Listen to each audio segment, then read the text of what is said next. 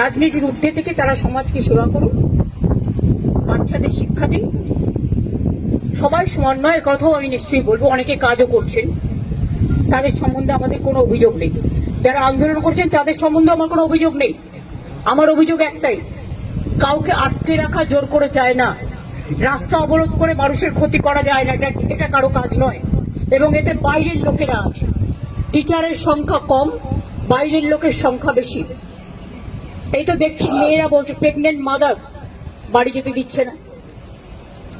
অফিসে কাজ করছে তাকে 14 ঘন্টা, 18 ঘন্টা, 20 ঘন্টা আটকে রেখে দেওয়া হয়েছে।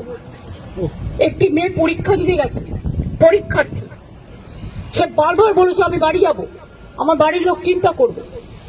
তাকে নামতে দেওয়া হয়নি, বেরোতে দেওয়া হয়নি, এবং সে ভয়ে লাফ দিয়েছে। তার পায়ে চোট আছে, সে হসপিটালে ভর্তি হয়েছে।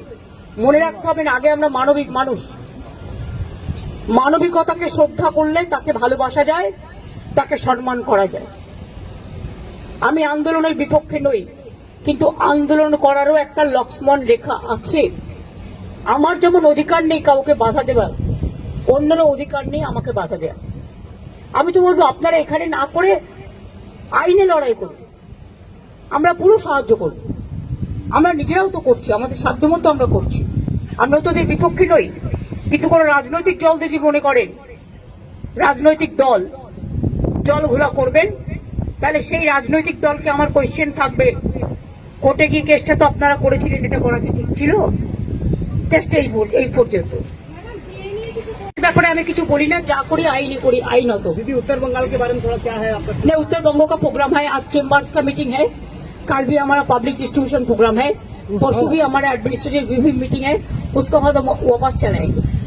बिहार में बहुत सारे काम भी है, एंड सिलीगुड़ी से also chicken state, so it is my duty to take care for them also.